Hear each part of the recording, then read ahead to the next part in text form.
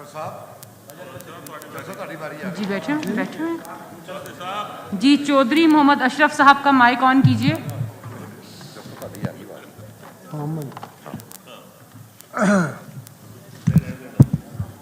बिस्मिल्लाहिर्रहमानिर्रहीम। शुक्रिया मैडम, आपने टाइम दिया। मैं सबसे पहले यही गुजारिश करूँगा कि हमारा आइन जिसका नाम constitution of Islamic Republic of Pakistan है, उसका प्रीएम्बल जो है, मैं उससे इब्तिदा करता हूँ अपनी बात की। और उस प्रीएम्बल में ये फरमाया गया है कि whereas sovereignty over the entire universe belongs to Almighty Allah alone, and authority to be exercised by the people of Pakistan within the limits prescribed him in his secret trust. और इसका para 2 जो है उसमें बिल्कुल वाज़ेह तौर पे ये फरमाया गया है कि wherein the state shall exercise its power and authority through the chosen representatives of the people.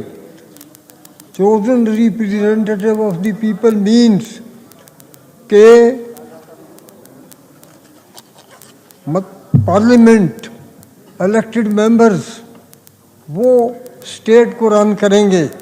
उसके अलावा शोबे जो हैं वो सब इसकी हेल्प के लिए होंगे। तो पार्लियामेंट के मेंबर्स होने की हैसियत से मैं आपके सामने ये वाज़ेह गुजारिश करूँगा कि जो शोबा भी पार्लियामेंट की इस हैसियत को चैलेंज करता है वो मुल्क दुश्मनी करता है और उन्हें राइट ऑफ तनकीद हासिल है। बेशक जितनी मर्ज़ी करें, लेकिन किसी पार्लियामेंट के मेंबर्स की तौहीन करना, उनको उसकी आज़ादी को सलब करना, उनके ख़िलाफ़ झूठे मुकदमे बनाना और बेबुनियाद मामलात में उलझाना जो है, इसकी इजाज़त कोई आइन कोई कानून नहीं देता। तो मोहतरमा, मुझे आज मौका मिला है बात करने का। मैं तफसील में गए बगैर ये गुजारिश करूँगा कि हमारा पाकिस्तान जो है वो बेसिकली एक एग्रीकल्चर कंट्री है और एग्रीकल्चर के लिए हमारे वज़ीर ख़ज़ाना साहब ने बहुत एफर्ट की है। मैं उसके लिए उनको मुबारकबाद पेश करता हूँ।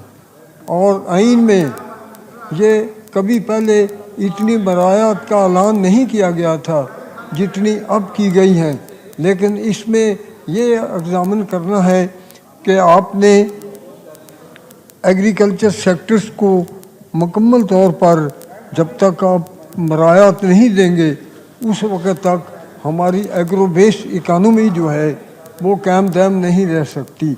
और एग्रीकल्चर के लिए सबसे पहली बात जो है इनपुट की, उसमें ट्रैक्टर आता है और ट्रैक्टरों की कीमतें बदस्तूर काफ़ी ज़्यादा हैं। उनमें कमी करना इंतहाई ज़रूरी है, उस तरफ तवज्जो दी जाए। एग्रीकल्चर ट्रैक्टर्स की कमी की जाए और उसके बाद बिजली का शोबा जो है वो उसके लिए काफ़ी कारनामे कर सकता है। उसमें बिजली की पैदावार और इसमें बिजली के इस्तेमाल और बिजली के लिए जो मंसूबे हैं उन पे दोबारा गौर फरमाते हुए मैं एक चंद तजावीज़ पेश करता हूँ।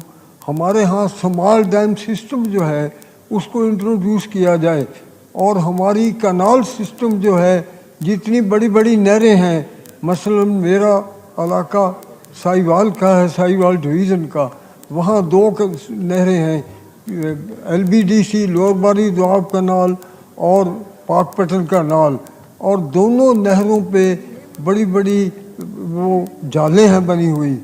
जो पानी ऊपर से गिरता है वो उसका यूटिलाइजेशन हम सही नहीं कर रहे। वहाँ भी इलेक्ट्रिक पैदा करने के मंसूबे बनाए जाएं और हमें फ्री बिजली दस्तयाब होगी, जिस तरह सोलर सिस्टम के लिए तवज्जो दी गई है। इसी तरह उस इस्तेमाल इरिगेशन के लिए जो डैम्स हैं, जो नहर हैं, उनको इस्तेमाल में लाया जाए ताकि बिजली की मज़ीद कमी को पूरा करने में मददगार साबित हो सकें। और इसके साथ ही मैं ये भी गुजारिश करूँगा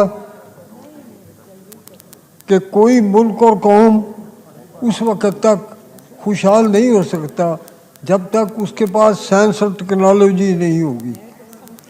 और साइंस और टेक्नोलॉजी के मामले को बिल्कुल तवज्जो से अदम तवज्जगी का शिकार किया जा रहा है।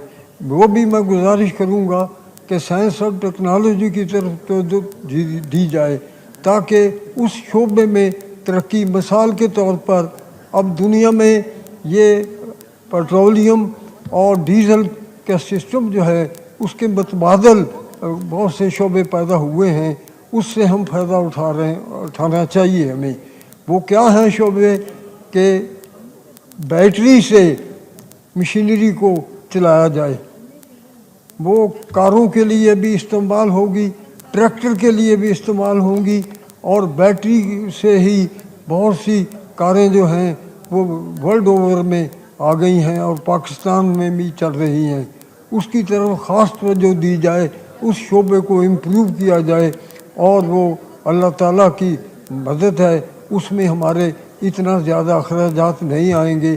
पेट्रोल में बचत होगी, डीज़ल में बचत होगी, ट्रैक्टर भी चलेंगे बैटरी पे, कारें भी चलेंगी बैटरी पे, बसें भी चलेंगी बैटरी पे।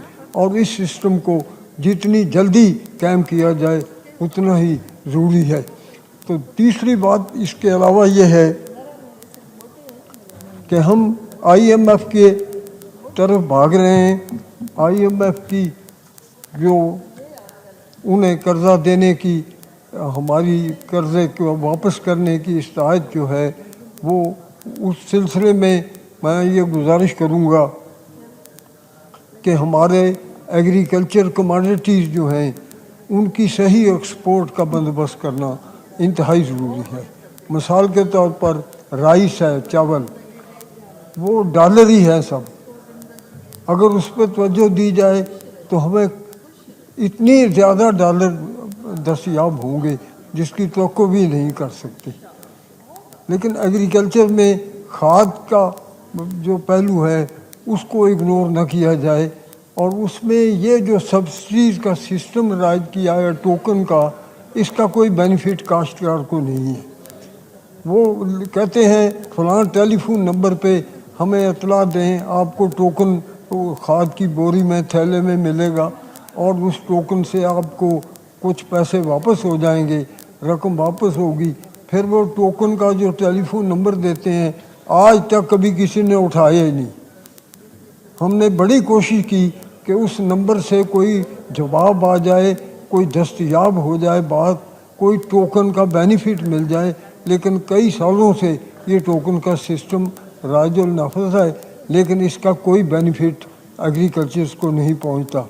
उसके लिए मेरी तजवीज़ ये है कि बजाय इसके कि वो टोकन सिस्टम आप कायम करें, उसके लिए खाद को सस्ता कर दिया जाए, क्योंकि खाद एग्रीकल्चर में इस्तेमाल हो रही है और उसी पे जो आप सब्सिडी देना चाहते हैं वो आप असल कीमत पे खाद के थैले पे सब्सिडी दे दें। यूरिया, DAP और दीगर किस्म की खादें जो हैं उनको आम किया जाए ताकि वो सहूलत हमें दस्तयाब हो सके और उससे पूरी तरह बेनिफिट उठाया जा सके।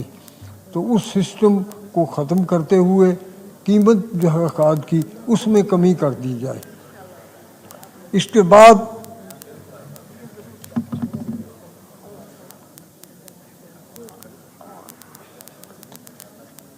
एग्रीकल्चर के लिए ये भी ज़रूरी है कि हम कैश क्रॉप्स की काश्त को तवज्जो दें। गंदम तो खुराक के लिए है, फूड क्रॉप है, लेकिन उसके बाद जो एक्सपोर्टेबल है कॉटन, उससे एक्सपोर्ट करके हमें फॉरेन एक्सचेंज दस्तयाब हो रहा है, लेकिन कॉटन पे तवज्जो नहीं दी जा रही। उस पे ये होता है कि कई किस्म के एलिमेंट जो कॉटन की फसलों को तबाह करते हैं उसका सद्देबाब ज़रूरी है। पेस्टिसाइड्स हैं और वो पेस्टिसाइड्स की कोई भी फैक्ट्री पाकिस्तान में नहीं है। स्प्रे वाली दवाइयों की कोई पैदावार के लिए पाकिस्तान भर में कोई नहीं। चाइना से हम एक्सपोर्ट करते हैं, चाइना से इंपोर्ट करते हैं, और पाकिस्तान में दस्तयाब जो पेस्टिसाइड्स है वो इस्तेमाल में जो आती है उसके लिए कोई पाकिस्तान के अंदर पैदा करने का मंसूबा कायम नहीं किया गया। वहाँ वो मंसूबे कायम किए जाएं और पेस्टिसाइड जो पाकिस्तान में इस्तेमाल की जा रही है उसकी पैदावार पाकिस्तान में होनी चाहिए। और जो मल्टी नेशनल कंपनीज बेनिफिट उठाती हैं वो जायज़ मुनाफा लें और पाकिस्तान में इंडस्ट्री कायम करें। बाहर से क्यों मंगवाई जाती है ये, उसके लिए फौरी तवज्जो दी जाए और उसका इस्तेमाल करना काटन की क्राफ्ट के लिए इंतहाई ज़रूरी है। तो काटन अगर सही होगी तो यकीनी तौर पर हमें फॉरेन एक्सचेंज आएगा। और प्री पार्टीशन के बाद जब पाकिस्तान का वजूद कायम हुआ तो हमारे पास जो दफातर के अफीसरान थे, जो एहलकारान थे, उनको तनख्वाह देने के लिए भी पैसे नहीं थे। लेकिन हमने कर्जा नहीं मांगा किसी से, हमने कोई कर्जा नहीं लिया। पहली बार जब लियाकत अली शहीद अमेरिका में तशरीफ़ ले गए तो ट्रूमन प्रेसिडेंट थे, उन्होंने उनको रिसीव किया हमारे डेलीगेशन को। और उस डेलीगेशन में मगर ग़ुलाम मोहम्मद साहब वज़ीर ख़ज़ाना थे, वो थे। उस डेलीगेशन में साबिक़ वज़ीर आज़म पाकिस्तान चौधरी मोहम्मद अली जो जनरल सेक्रेटरी थे वो थे, और लियाकत अली शहीद थे। और उस वक़्त हमें जो उन्होंने ऑफ़र की बैंक्वेट स्पीच में ट्रूमन ने, उसने कहा कि Pakistan is a newly born democratic state but unfortunately Pakistan has no industry, no banking, no commerce, no trade and only agriculture sector, that too is confronted with the rush of refugees. And therefore we, the states of America, decided to advance soft loan to Pakistan. हमने कहा हमें loan की ज़रूरत नहीं है, इसलिए कि हम पार्लियामेंट नहीं हैं, पार्लियामेंट की इजाज़त के बगैर हम लोन एक्सेप्ट नहीं करेंगे, हमें आप ये चीज़ें दे दें। एक लंबी लिस्ट हमने दी, वो सारी की सारी प्रेसिडेंट ने एक्सेप्ट कर ली, ट्रूमन ने। और उसने कहा कि पाकिस्तान डेमोक्रेटिक स्टेट होते हुए हमारे साथी हैं, हम इनकी हेल्प करेंगे। और जो कुछ उन्होंने डिमांड किया है हमने कर्ज़े के अलावा सब कुछ उनको पेश कर दिया है। और अगर कर्ज़ लेना चाहें तो वो भी हम देने को तैयार हैं। लेकिन अल्लाह के फजल से हमने एग्रीकल्चर पे तवज्जो दी और हमने तौसा बराज बनाया, गुलाम अहमद बराज बनाया, गुड्डो बराज बनाया। इस पे अरबों रुपए खर्च किए जो ख़ुद हमने जनरेट किए, और एग्रीकल्चर से हमने फ़ायदा उठाते हुए पाकिस्तान एक बहुत बड़ी मार्केट बन गया कपड़े की। और कपड़े की मार्केट में और कपड़े की पैदावार में दुनिया की मार्केटों पे छा गया। हमने कोई एक पाई कर्जा नहीं लिया था 19 अक्टूबर 1958 तक।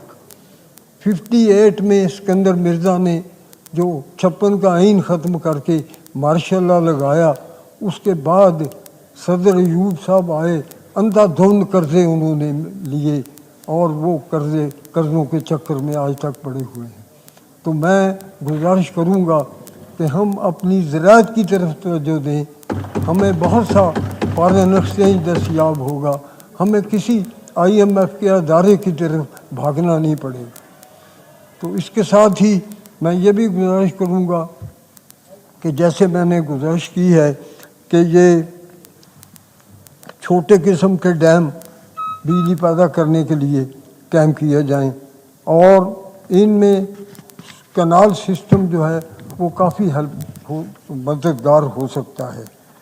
और इसमें हमें किसी से اور کسی سے کوئی قرضے وغیرہ کی ضرورت بھی پیش نہیں آئے گی، اور انشاءاللہ ایکسپورٹ میں ہم چند ایک آئٹمز ہیں اس کی توجہ سے ہمیں کسی ڈالر کی باہر سے منگوانے کی ضرورت نہیں پیش آئے گی، کسی IMF کے پیچھے بھاگنے کی ضرورت پیش نہیں آئے گی۔ تو دوسری یہ ہے کہ یہ